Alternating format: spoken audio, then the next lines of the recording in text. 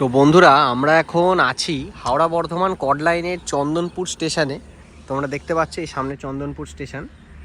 আর এখন এই আপ লাইনে সিগন্যাল হয়ে গেছে সম্পূর্ণ গ্রিন।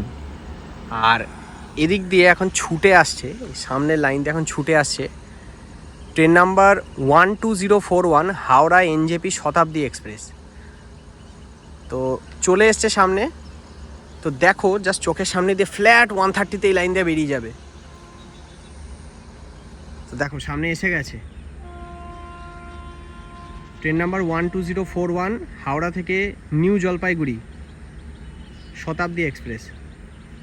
ফ্ল্যাট 130তে চন্দনপুর স্কিপ করবে।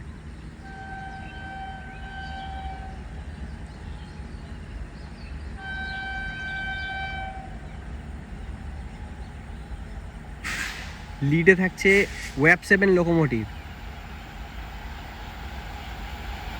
আসছে শতাব্দী।